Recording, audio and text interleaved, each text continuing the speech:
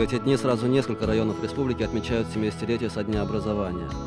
Но, пожалуй, с особым чувством и с особенной радостью юбилейное торжество отмечали в Хайбулинском районе. Этот район самый отдаленный от столицы республики, но в свое время, еще лет 10-20 назад, удален он был не только географически. Район на самом деле превратился в своего рода позабытую окраину, поскольку руководство Башкирии тех лет совершенно не уделяло внимания социальному бытовому развитию хайбулинцев.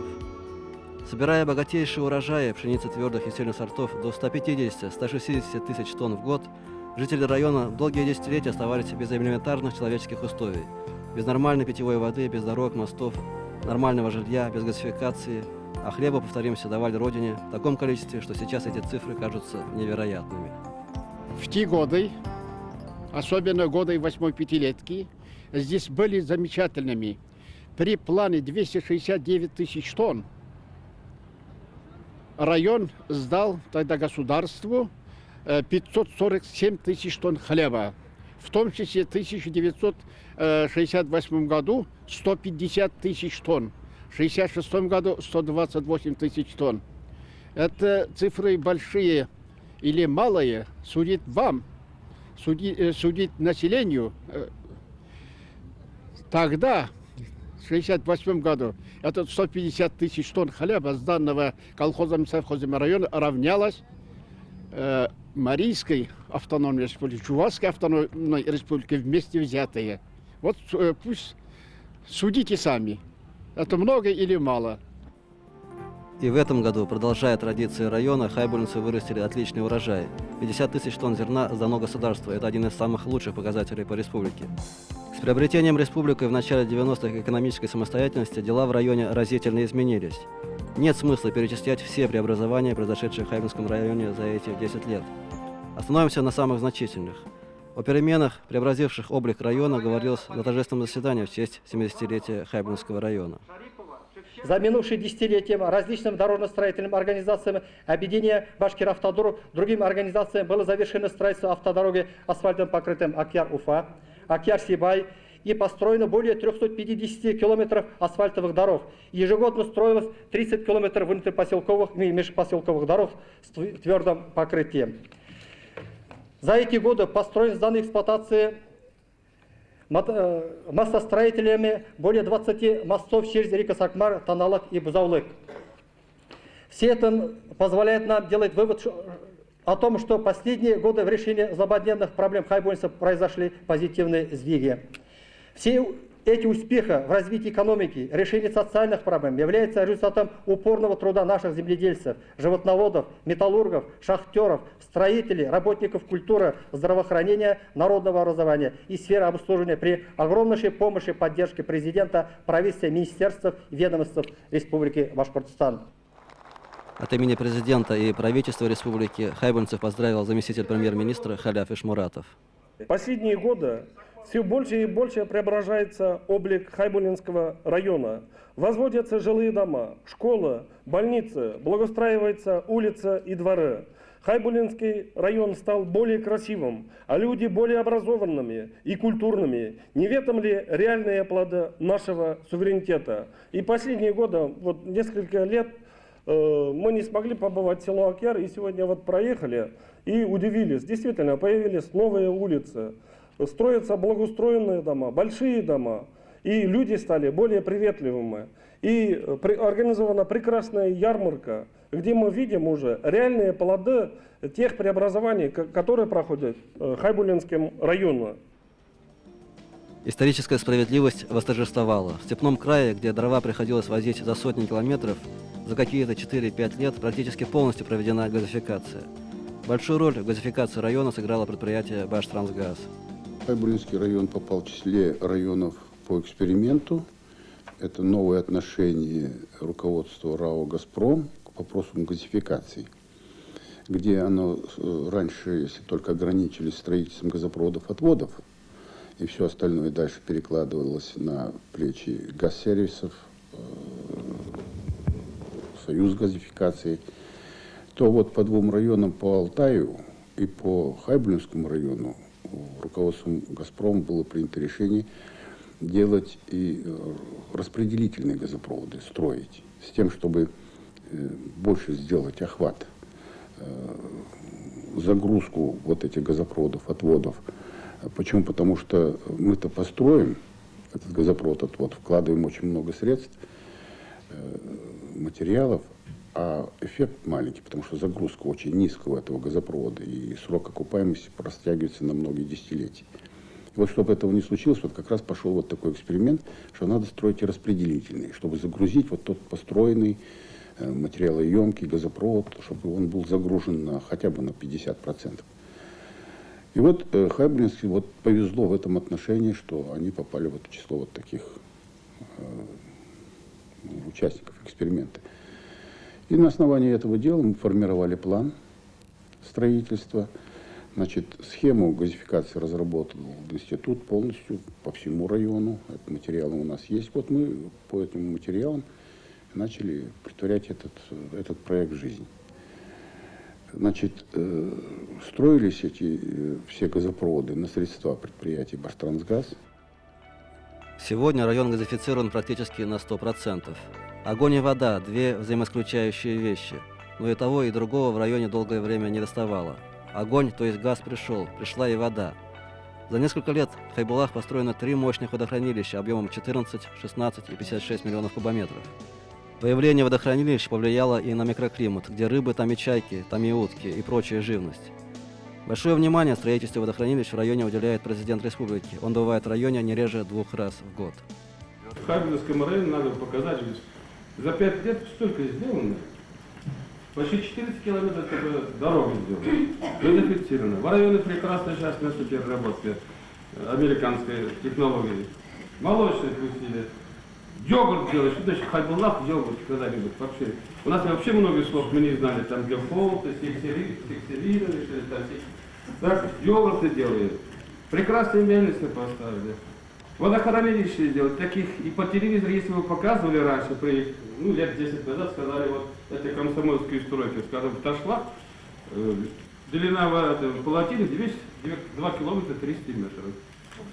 870 гектаров, 50 миллионов воды, в 4 местах просто электростанции, сотый телефон, НТВ смотрит. Ведь много делается в районе. Располагая богатейшими возможностями как для выращивания хлеба, так и в животноводстве, в районе практически не было перерабатывающих производств. И поэтому мясо, молоко, зерно приходилось возить даже и в соседние области. Теперь продукцию колхозов и совхозов, фермерских хозяйств можно перерабатывать на месте. Недавно в районе близ поселка Бурябай начал действовать убойный колбасный цех предприятия «Баштрансгаз». В цехе установлено современное испанское и итальянское оборудование. Высокая производительность нового производства позволяет принимать мясо и от животноводческих хозяйств, и от фермеров из подворий. Недостатки мяса в цехе нужды не испытывают, поскольку с поставщиками скота рассчитываются сразу так называемыми живыми деньгами. Несмотря на то, что цех начал работать совсем недавно, его продукция пользуется популярностью у населения. Это и понятно. Небольшой цех может дать фору иному крупному мясокомбинату. Здесь производится до 20 сортов колбас, окороков, кореек, буженины. В районе развито не только мясное, но и молочное животноводство. На сакраментальный вопрос, а много ли корова дает молока, в большинстве колхозов и совхозов здесь без ложной скромности отвечают утвердительно. На некоторых фермах надаивают по 6-7 килограмм молока от коровы. До недавнего времени, однако, чтобы превратить молоко в сливки, сметану, творог, нужно было ввести его в Оренбургскую область. В конце прошлого года, благодаря помощи акционерной нефтяной компании «Башнефть», в Акяре построен завод по переработке молока. И теперь селяне могут вкусить и такие неведомые ранее для деревни деликатесы, как брынзу, различные сыры и даже йогурт. С помощью акционерного общества «Башинформсвязь» в Акьяре построена новая АТС на 2000 номеров. Радиорелейная связь позволяет обеспечивать 13 каналов связи. Вскоре станет возможным пользоваться и сетью интернет. То, что у нас раньше была координатная станция, это был бич наш, практически дозвониться даже внутри Акьяры было невозможно. С 5-6 попыток дозванивались. Практически на данный момент в Акьяре мы имеем возможность полностью 100% телефонизировать. Емкость нашей станции позволяет в каждую квартиру имеем возможность поставить телефон. То есть практически сейчас очереди на установку телефона, можно сказать, нет, да? Нету, практически нету. Да, даже с перспективой. Здесь где-то мы имеем даже порядка 400-500 номеров с запасом, даже на перспективу развития села. Ввиду того, что населенные пункты района удалены от райцентра на десятки, а то и за сотню километров, прежде было очень проблематично везти больных в Акьяр, поскольку участковых больниц в хозяйствах не было. Теперь в районе 5 участковых больниц. Одна из них в поселке Уфимка, построена совсем недавно. Эта больница была построена по инициативе президента нашей республики Муртазы Губайдуловича. Прекрасно оснащена. В оснащении помогло Баштрансгаз во главе с нашим депутатом Валеевым Мухаммадом Мухаммадуловичем. Также в оборудовании помогло наше министерство. Там же при больнице имеется амбулатория, оснащена, тепловой режим соблюдается, питание обеспечивается матрасы совхозом,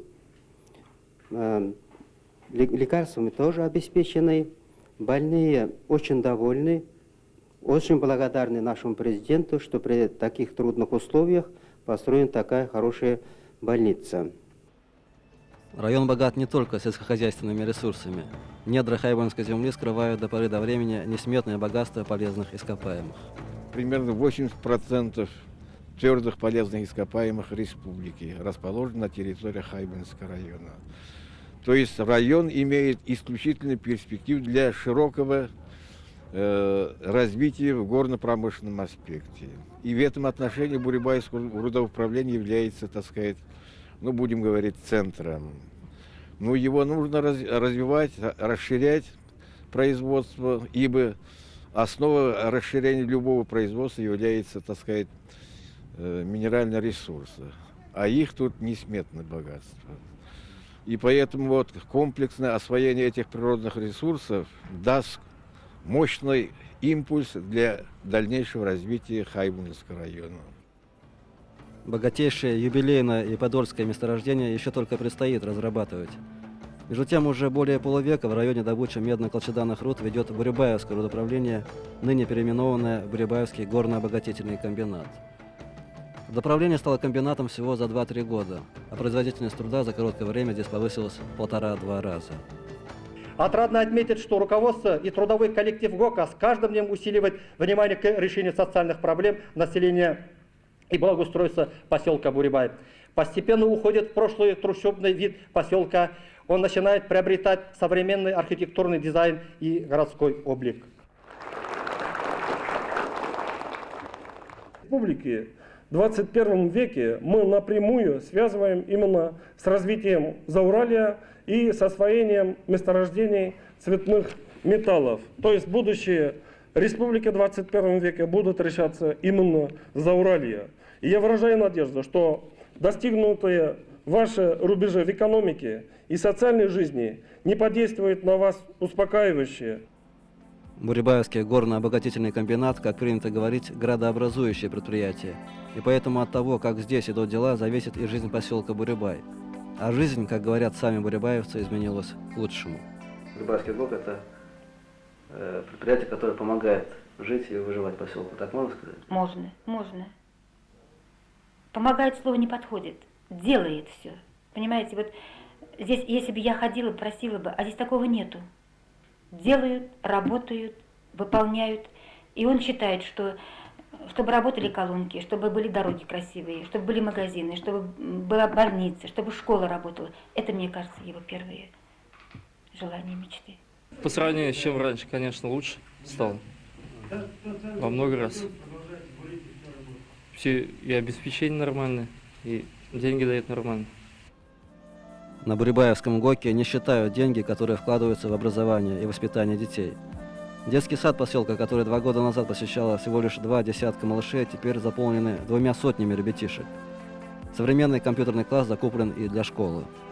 Это и новые компьютеры. Вот дети сегодня в данный момент работают. На 250 тысяч мы приобрели Pentium 2, 15 штук. Это новый спортзал. Это новый телевизор с видеомагнитофоном. Это новый музыкальный центр. Это спортинвентарь, лыжи, мячи и так и далее. Поэтому мы очень благодарны комбинату. Желаем больших успехов в работе. и думаем, и дальше вместе будем работать. Как он за нас переживает, мы за них очень переживаем. Что помогло? То есть какой-то новый стиль управления, какие-то новые связи, что помогло преобразованию? Да ничего, просто начали работать, вот и все, понимаете? Как говорится, просто нормально начали работать, нормально относиться к работе как положено. Знаешь, я не хотел бы говорить, что мне там 7 пядей во лбу, что я прям такой же дальше некуда решительный, такой твердый. Нет, мне кажется, просто-напросто мы начали работать. У руля встали те люди, которые умеют руководить, могут руководить. То есть по натуре мы все единомышленники. Основной костяк и рабочих, и инженерно-технических работников, они, будем говорить, единый такой костяк, знаем друг друга, поддерживаем друг друга. То есть какое-то взаимное уважение есть, понятия свои такие, будем говорить, производственные. Ну а такого сверхъестественно ничего не случилось. Люди же те же самые, понимаешь, люди те же самые. Просто если я к ним отношусь с доверием, с уважением, точно так же они ко мне. Понимаешь, вот и все. Сказки обычно имеют счастливый конец, но и жизнь подтверждает, что она может развиваться по сказочному сценарию. Десятилетиями Хайбельский район пребывал в роли Золушки, трудолюбивого, но нелюбимого дитя в родной семье. Теперь Золушка превращается в принцессу. И помогают в этом прежде всего сами люди, здесь живущие. Хайбульницы, наверное, заслужили все-таки. Ну, очень многотысячные давали зерна, молока, мяса, золота, меди, серебра. Ну, наверное, хайбульницы достойны жить в хороших условиях. Есть такая фраза «пройти через огонь, воду и медные трубы». Так говорят о человеке, прошедшем через большие трудности. Люди, населяющие район, также прошли через испытания. И награда им как раз огонь, то есть газ, вода, то есть водохранилище, и медные трубы, то есть руда. На самом деле, люди, живущие на благодатной хайбульнской земле, заслужили лучшей доли. И нет сомнения, что благодаря своему трудолюбию, терпению, щедрости души, они будут жить еще лучше.